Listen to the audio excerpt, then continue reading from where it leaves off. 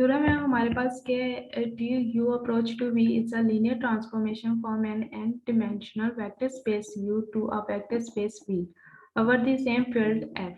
Field है तो इसका मतलब है कि ऑपरेशन यूज किया गया प्लस माइनस, ठीक है। तो ऑपरेशन यहाँ क्या यूज किया गया, एडिशन का, ठीक है। Dimensions of N of T is equal to null of T, kernel of T भी कहा जाता है, plus dimensions of R of T, R of T किसको कहते हैं, रैंक को, is equal to N number of columns, ठीक है।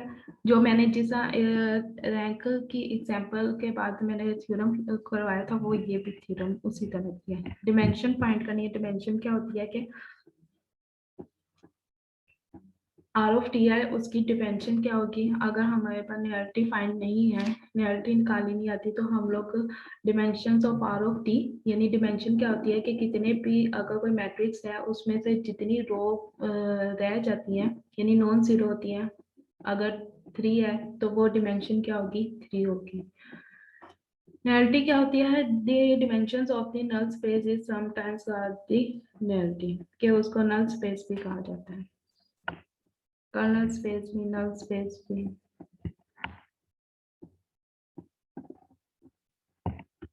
यहाँ एग्जांपल है कि आर ऑफ टी यानी रैंक फाइंड करना है और नलिटी फाइंड करना है, find the basis and dimension, कि उसकी बेसिस भी फाइंड करें और डिमेंशंस भी।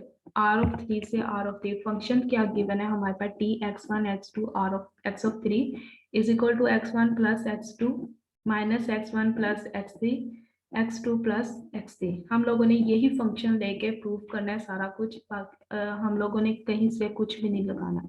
जो हम लोगों को फंक्शंस गिवन होते हैं हम लोगों ने उसी को लेके सॉल्व करनी है कंडीशन, वरना क्वेश्चन गलत हो जाता है अगर हम लोग अपने पास से ही फंक्शन लगा दें। आर ऑफ टी है तो जनरेटेड बाय, तो उसकी बेसिस क्या होंगी, 1 0 0 0 1 0 0 0 1, क्योंकि एन मैट्रिक्स है तो उसकी बेसिस क्या होंगी ये। Therefore R of T is generated by, अगर हम लोग आर ऑफ टी फाइंड, सबसे पहले हम लोग आर ऑफ टी फाइंड करें तो उसकी मैपिंग क्या होगी, टी 1 0 0 टी 0 1 0 टी 0 0 1।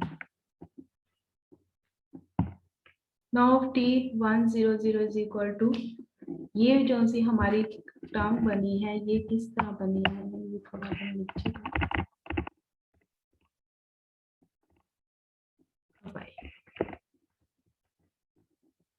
ये किस तरह बनी है हमारे पास, अगर मैं ये मैम ये वाली चीज लेती हूँ, यहाँ x1 है, ये x1 है, ये x2 है,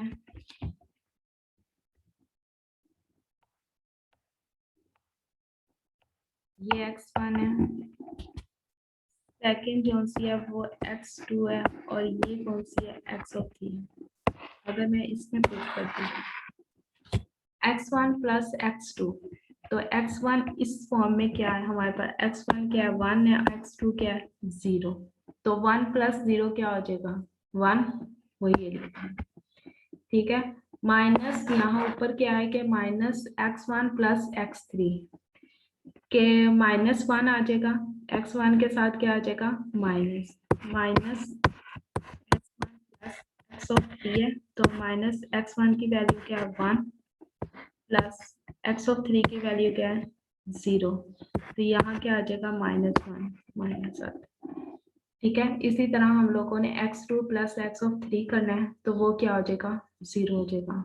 इसमें गलती होगी मगर ये सॉल्व इसी तरह होता है।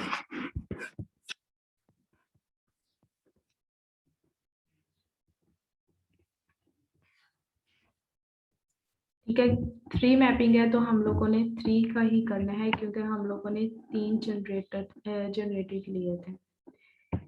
We check whether the sampling set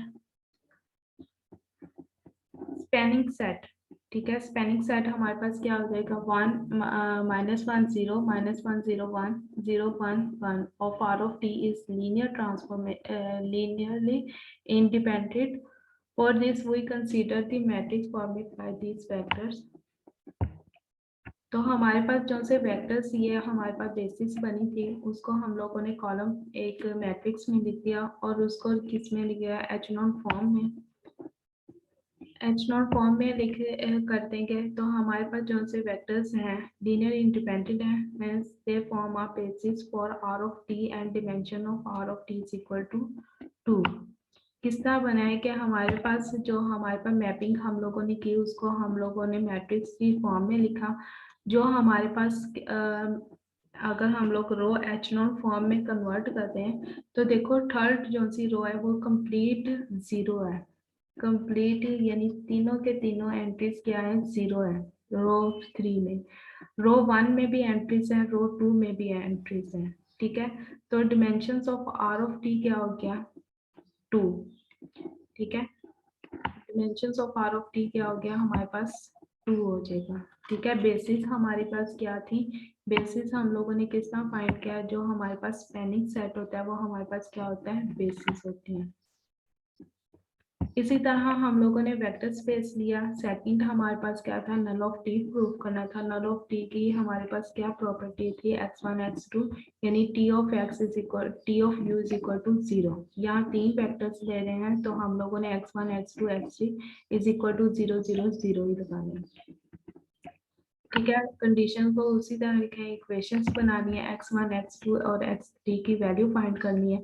तो हमारे पास जो से बेसिस बनी थी, यानी जो हमारे पास बेसिस है वो क्या है, -1 1 -1 के ऊपर।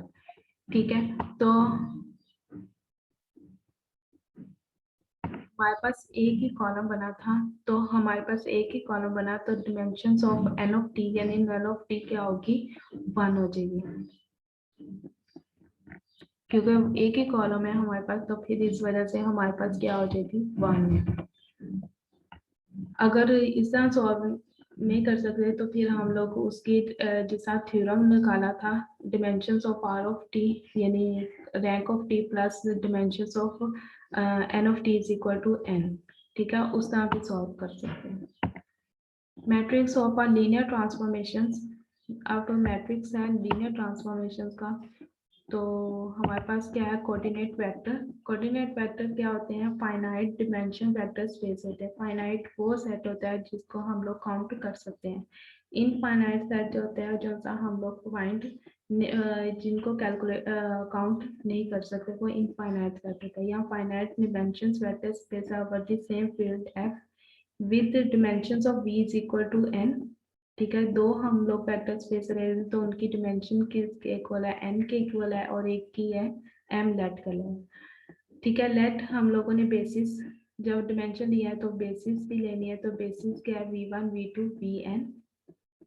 ठीक है, और एक है हमारे पास w1 w2 wm, V any basis for v and w respectively. Any vector v in v can be expressed in a unique way as a linear combinations of v1 v2 vn। thus अगर linear combinations हैं तो हम लोगों ने किस तरह linear combination में लिखना है, v is equal to x1 v1 plus x2 v2 plus so on xn vn।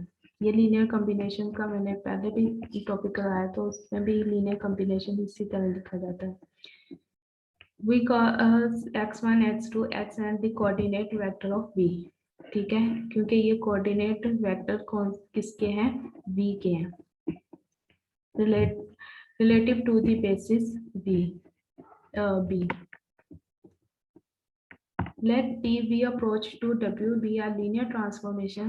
the image, उसकी image क्या है कि t of v1 v2 t of v2 vn t of vn are elements of w and each can be expressed uniquely as a linear combination of the basis vector w1 w2 wn। ठीक है, तो therefore t of v1 is equal to a11 w1 plus a21 w2 plus so on am1 wn। ठीक है, n times तक लिखा है तो the matrix m सिर्फ n matrix n by n matrix jth column is the coordinate vector. जो से इसमें j जो सा होगा वो हमारे पास क्या होगा, जो कॉलम होता है j हमारे पास क्या होता है, कॉलम होता है, वो क्या होता है, coordinate vectors of t of p और g के, is called the matrix of t। with respect to the basis P and E। ये हम लोगों ने जो हमारी बेसिस थी उसको हम लोग अगर हम लोग को मैट्रिक्स की शक्ल में लिखते हैं तो हमारे पास क्या आ जाएगा, कन्वर्ट से if W is A is equal to AIJ, क्योंकि इस मैट्रिक्स को जनरल फॉर्म में लिखा है तो वो क्या हो जाएगा, AIJ is an M0n matrix with entries, जो सी हमारे पास ये एंट्रीज थी वो क्या थी, AIJ वो बिलोंग्स टू F यानी फील्ड से बिलोंग्स करता है। Then A represent linear transformation, अगर हम लोग लीनियर ट्रांसफॉर्मेशन में लिखें तो हमारे पास क्या हो जाएगा, matrix of a linear of a matrix क्या होगा, T of x is equal to A of x। x हमारे पास कॉलम वेक्टर्स है, belongs to f of n, क्योंकि हम लोग मैपिंग क्या ले रहे हैं, f ऑफ n से। एग्जाम्पल कर लेते हैं, उससे ज्यादा अच्छे से समझ आ जाएगी इसकी डेफिनेशन की। Find the matrix of the linear transformation, हम लोगों ने लीनियर ट्रांसफॉर्मेशन फाइंड करना है, कोई भी मैट्रिक्स दिया हो, किसी किस्म की मैपिंग दी हो, अगर हम कहा जाए कि matrix of the linear transformation, तो हम लोगों ने यही स्टेप फॉलो करने हैं, तो हम लोगों ने लीनियर ट्रांसफॉर्मेशन फाइंड कर देंगे। with present with respect to the standard basis for R of 3 and R of 4, क्योंकि हमारे पास मैपिंग R of 3 से R of 4 तक भी है। इसका क्या मतलब हो रहा है कि R of 3 लिया, अगर हम लोग R of 3 लेते हैं, ठीक है, तो उसके जो से एंट्रीज बनेगी वो भी 3 बनेगी, और हमारे पास आंसर क्या आना चाहिए, 4 भी आना चाहिए, क्योंकि R of 4 है, जब मैपिंग करते हैं तो उसी में चला जाता है। ठीक है, ये मैम हाँ हाँ जी, मैम काम ज्यादा हो जाएगा। ये आखिरी है, आखिरी टॉपिक है, ये थोड़ा सा थ्योरी टाइप है।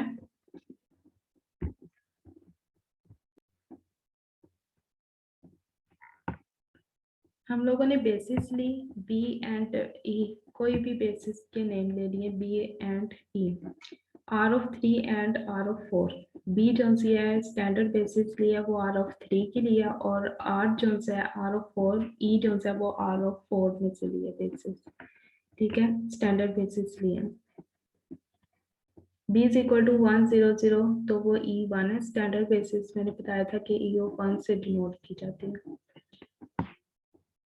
अगर हम लोग 4 वेक्टर R ऑफ 4 ले रहे हैं तो उसकी एंट्रीज भी 4 होनी चाहिए अंदर। टी ऑफ यानी जब उस पर मैपिंग करेंगे T of E1 is equal to 1 0 1 1, ये मैंने पहले बता दिया कि किस तरह सॉल्व करना है। T of E1 E2 E3 मान कर मैट्रिक्स फाइंड कर लेंगे तो वो हमारे पास क्या आ जाएगी, लीनियर ट्रांसफॉर्मेशन हो जाएगी। इसी तरह अगर मैपिंग हमारी डिफरेंट हो जाती है, ठीक है,